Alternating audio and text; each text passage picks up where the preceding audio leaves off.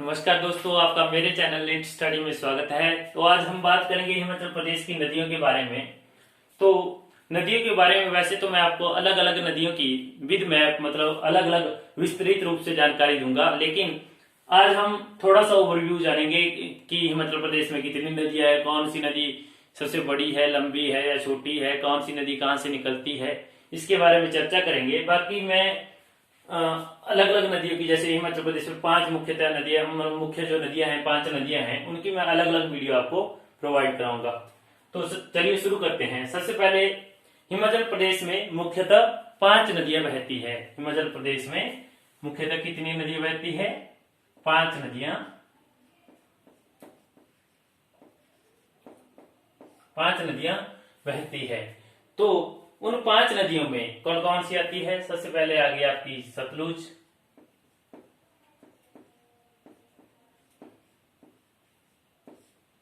दूसरे पे आ गई आपकी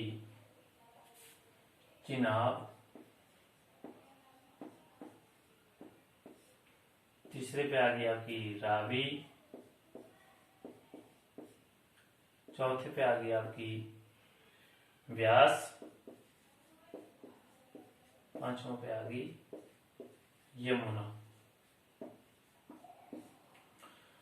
तो हिमाचल प्रदेश की इन 5 नदियों में से जो लंबी नदी है वह सतलुज नदी है। कौन सी नदी सबसे लंबी नदी है? सतलुज नदी जो है सबसे लंबी नदी है, जिसकी जो लंबाई है 320 किलोमीटर है। तो हिमाचल प्रदेश की जो सबसे लंबी नदी है वह सतलुज नदी है।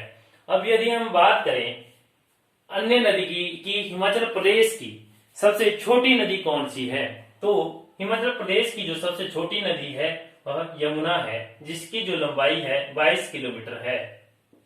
तो हिमाचल प्रदेश की सबसे जो छोटी नदी है वह यमुना है तथा इसकी जो लंबाई है 22 किलोमीटर है। अब यदि हम बात करें इन सभी नदियों के उद्गम स्थान की, तो उद्गम स्थान की यदि बात करें तो सतलुज जो है तिब्बत के मानसरोवर मतलब चाइना से निकलती है, तिब्बत की मानसरोवर झील से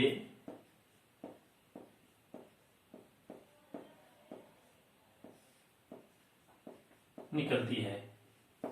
और यह किसकी सहायक नदी है? यदि भारतीय नदियों के बारे में बात करें हम, तो भारत की जो सिंधु नदी है उसकी जो सहायक नदियां हैं, यमुना को छोड़कर चारों जो है सिंधु नदी की सहायक नदियां हैं। यमुना जो है यह गंगा नदी की सहायक नदी है।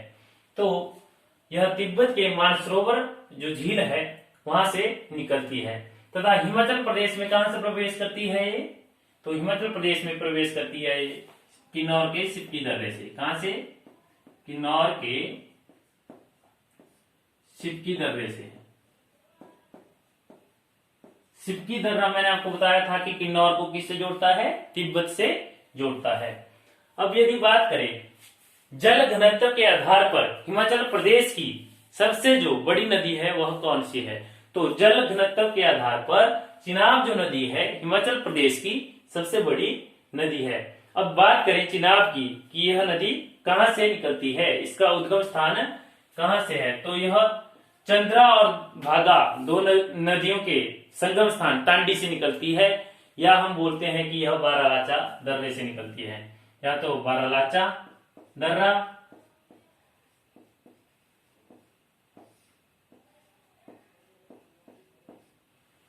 जो कि लाहौल को स्पीति से जोड़ता है। इसको याद रखने का मैंने ट्रिक बताया था कि बार बार लाल जोत जगाने से सिप्पी कुंजम को लसकती पप्पी देगी।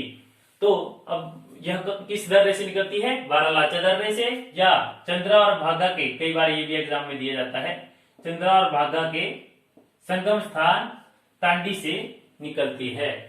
तो यह जो है हिमाचल प्रदेश के चंबा जिले से, हिमाचल प्रदेश के चंबा जिले के संसारी नाला स्थान से कहां पे प्रवेश कर जाती है? जम्मू कश्मीर चले जाती है। तो संसारी नाले से कहां चली जाती है? जम्मू कश्मीर में चली जाती है।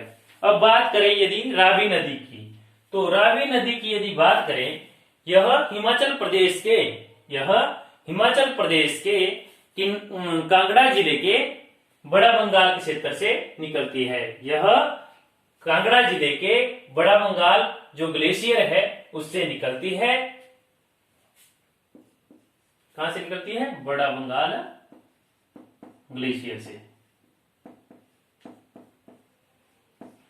और यदि बात करें यह हिमाचल प्रदेश को किस स्थान पर छोड़ती है, तो खैरी नामक स्थान पर हिमाचल प्रदेश को छोड़कर कहां प्रवेश कर जाती है? जम्मू कश्मीर में प्रवेश कर जाती है। अब बात करते हैं व्यास नदी की।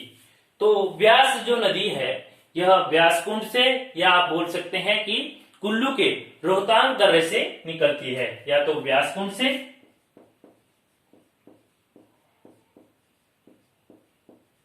या कुल्लू के रोहतांग दर्रे से, जिसका जो पुराना नाम क्या बताया था मैंने आपको? भृगुतुंग, जो कि एक झील है। कहां पे? कुल्लू में। तो यह व्यास कुंड से निकलती है, रोहतांग दर्रे से निकलती है, कुछ भी बोल सकते हैं आप। और जो है मंडी में बजौरा क्षेत्र से एंटर करती है। मंडी में कहां से एंटर करती है? बजौरा क्षेत्र से, तथा कांगड़ा में संधोल क्षेत्र से एंटर करती है। अब यदि बात करें यमुना नदी की, तो यह हिमाचल प्रदेश की सबसे छोटी नदी है। और यदि बात करें कहां से निकलती है, तो यह कालिंद पर्वत उत्तराखंड से निकलती है।